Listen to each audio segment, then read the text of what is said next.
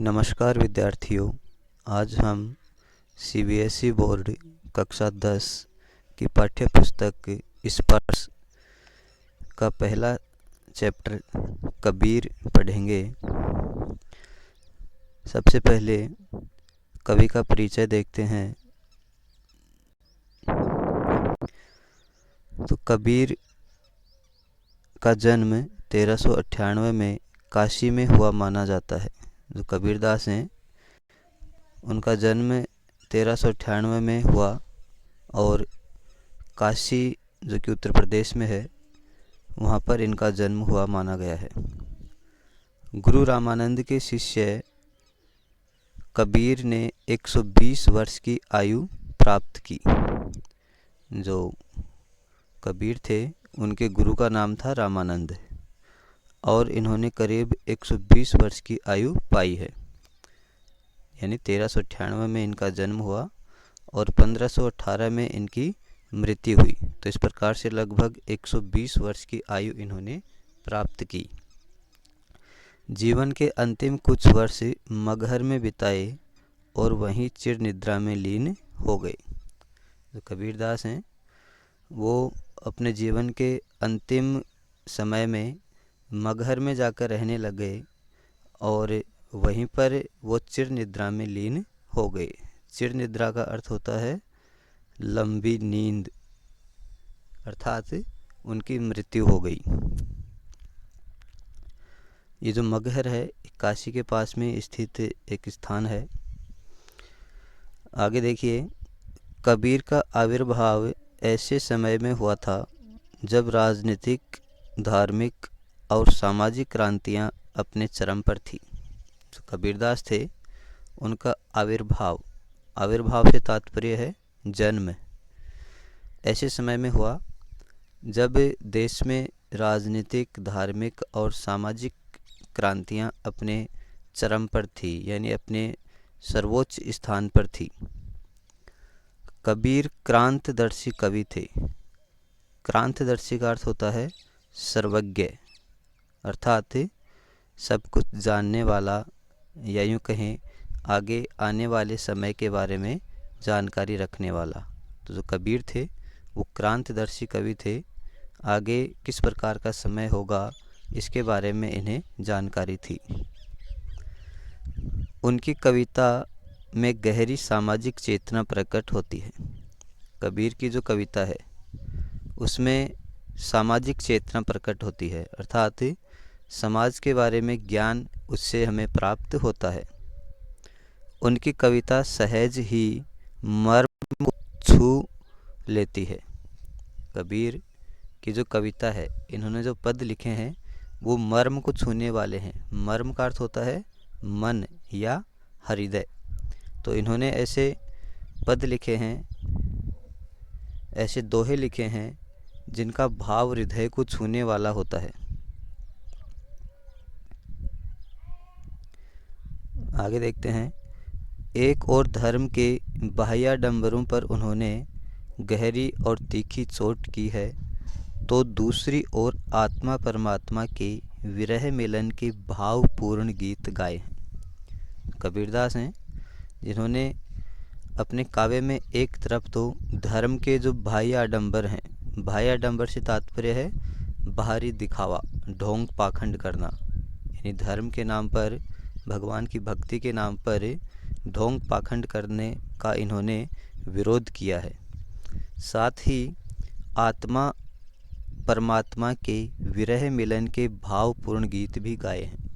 साथ ही कबीर ने अपने काव्य में या अपनी जो कविताएं हैं, जो दोहे हैं, उनमें इन्होंने आत्मा परमात्मा के विरह के, यानी अलग होने के और मिलन के, आपस में उनके मिलने के जो भावपूर्ण गीत हैं वो गाए हैं। कबीर शास्त्रीय ज्ञान की अपेक्षा अनुभव ज्ञान को अधिक महत्व देते थे। जो कबीरदास थे वे शास्त्रीय ज्ञान की अपेक्षा, शास्त्रीय ज्ञान से तात्पर्य है पुस्तकीय ज्ञान या शास्त्रों से प्राप्त किया हुआ ज्ञान। तो कबीरदास इस शास्त्रीय ज्ञान की तुलना में अनुभव द्वारा प्राप्त किए गए ज्ञान को ज़्यादा महत्व देते थे। उनका विश्वास सत्संगत में था। कबीर का विश्वास सत्संग में था, साधुओं की संगत में उनका विश्वास था, और वे मानते थे कि ईश्वर एक है, निर्विकार है, अरूप है। कबीर का ईश्वर के बारे में ऐसा मानना था कि जो ईश्वर है वह एक है, निर्विकार है, उसमें किसी प्रकार का विकार नहीं है। निर्विकार का अर्थ क्या होता है? जिसमें कोई विकार न हो, कोई बदलाव या परिवर्तन न हो, और अरूप है, उसका कोई रूप नहीं है। आगे देखते हैं। कबीर की भाषा पूर्वी जनपद की भाषा थी। कबीर की जो भाषा थी वो कैसी भाषा थी? पूर्वी जनपद की भाषा थी। पूर्वी जनपद से क्या तात्पर्य है? वैदिक काल में जो देश था या जो राज्य थे वो जनपद कहलाते थे। तो कबीर की जो भाषा है वो देश के जो पूर्वी जनपद है, या यूँ कहें जो पूर्वीय क्षेत्र है, उस पूर्वीय क्षेत्र की भाषा थी। उन्होंने जन चेतना और जन भावनाओं को अपने शब्द और साखियों के माध्यम से जन जन तक पहुंचाया है। कबीरदास ने जन चेतना को, लोगों की जो चेतना है, और साथ ही जो लोगों की जो भावनाएं हैं, उन भावनाओं को, इनके जो दोहे हैं जिनको शब्द और साखियों में विभाजित किया गया है, इनके माध्यम से इन्होंने इस लोगों की चेतना और भावनाओं को जन जन तक पहुंचाने का कार्य किया है। आगे बढ़ते हैं। अब पाठ प्रवेश। देखिए, इस पाठ में कबीर की साखियाँ दी गई हैं। तो साखी क्या होती है? साखी शब्द साक्षी शब्द का ही तद्भव रूप है। जो साखी शब्द है यह साक्षी शब्द का क्या है? तद्भव रूप है। साक्षी तत्सम रूप है, संस्कृत का शब्द है, और इसका तद्भव शब्द क्या बनेगा? साखी बनेगा। साक्षी का अर्थ क्या होता है?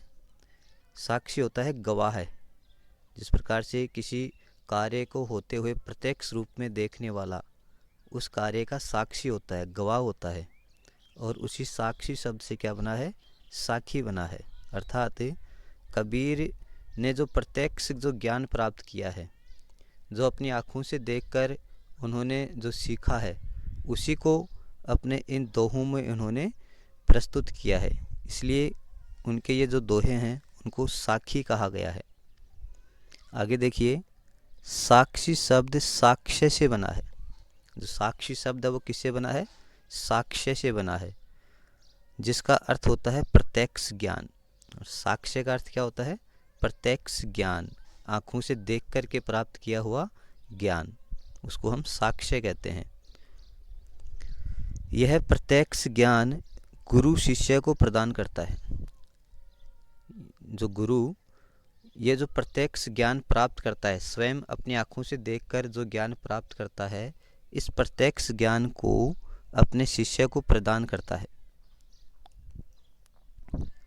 संत संप्रदाय में अनुभव ज्ञान की ही महत्ता है, शास्त्रीय ज्ञान की नहीं। जो संत संप्रदाय है, संप्रदाय का अर्थ क्या होता है? धर्म या समुदाय कह सकते हैं। तो जो संत समुदाय है या जो साधु लोग हैं, उनमें अनुभव ज्ञान की महत्ता है, यानी अनुभव के आधार पर प्राप्त किए गए ज्ञान को ज़्यादा महत्व दिया जाता है, शास्त्रीय ज्ञान की नहीं। जो पुस्तकीय ज्ञान है या शास्त्रों द्वारा जो प्राप्त ज्ञान है, इसको ज़्यादा महत्व नहीं दिया गया है। कबीर का अनुभव क्षेत्र विस्तृत था। कबीर का जो अनुभव क्षेत्र था वो काफ़ी विस्तृत था, काफ़ी विशाल था। कबीर जगह जगह भ्रमण कर प्रत्यक्ष ज्ञान प्राप्त करते थे। जो कबीरदास थे वो विभिन्न स्थानों पर भ्रमण करते हुए, घूमते हुए प्रत्यक्ष ज्ञान प्राप्त किया करते थे। वो विभिन्न जगहों पर जा जाकर स्वयं अपनी आँखों से देख कर के ज्ञान प्राप्त करते थे। अतः उनके द्वारा रचित साखियों में अवधी, राजस्थानी, भोजपुरी और पंजाबी भाषाओं के शब्दों का प्रभाव स्पष्ट दिखाई पड़ता है।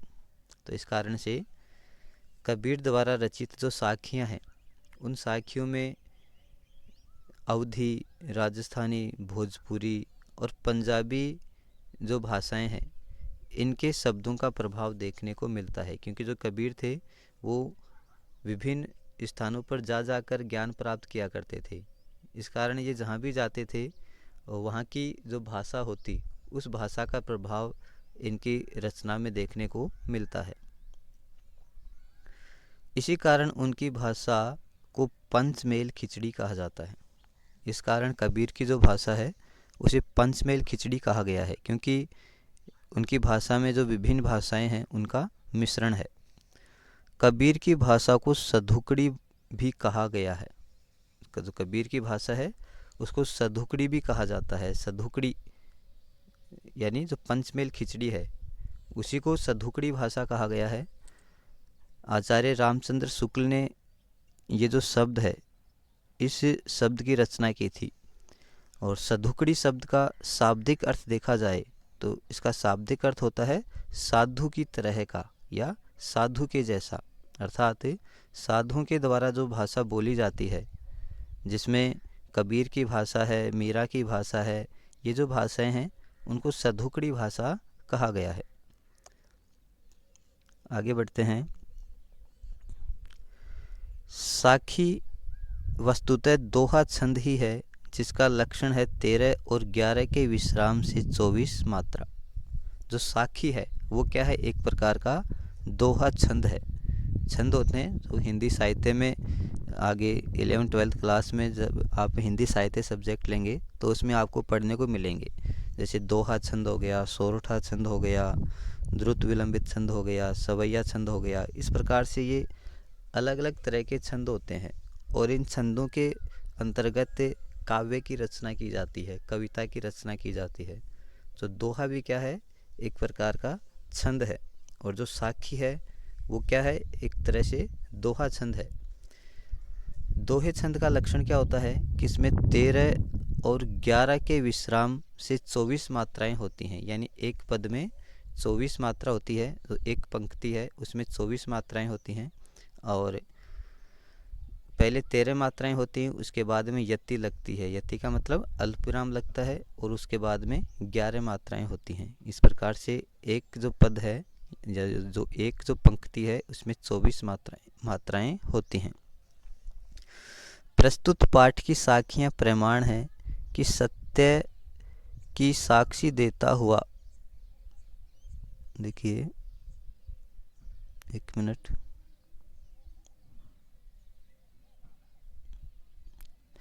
प्रस्तुत पाठ की साखियां प्रमाण है कि सत्य की साक्षी देता हुआ ही गुरु शिष्य को जीवन के तत्व ज्ञान की शिक्षा देता है। यह जो पाठ है, इस पाठ में प्रस्तुत जो साखियां हैं, ये साखियां इस बात का प्रमाण है या इस बात को प्रमाणित करती हैं कि सत्य की साक्षी देता हुआ ही गुरु शिष्य को जीवन के तत्व ज्ञान की शिक्षा देता है। सत्य की साक्षी देता हुआ, सत्य के प्रमाण देता हुआ, सत्य की जानकारी देता हुआ जो गुरु है वो शिष्य को जीवन के तत्व ज्ञान से तात्पर्य है जीवन का मूल उद्देश्य, मूल सार की शिक्षा देता है। यह शिक्षा जितनी प्रभावपूर्ण होती है उतनी ही याद रह जाने योग्य भी होती है। ये जो शिक्षा होती है वो जितनी प्रभावशाली होती है उतनी ही अधिक यह याद रहने योग्य भी होती है। यानी इस शिक्षा का शिष्य के ऊपर बहुत गहरा प्रभाव होता है और साथ ही यह लंबे समय तक याद भी रहती है। तो विद्यार्थियों, आज के वीडियो में इतना ही। आप चाहें तो वीडियो को देख करके भी इसको पढ़ सकते हैं या फिर साथ में अपनी पुस्तक भी रख सकते हैं और पुस्तक में देख करके इनको पढ़ सकते हैं। अगले वीडियो में हम जो साखियां हैं उनका अर्थ पढ़ेंगे। धन्यवाद।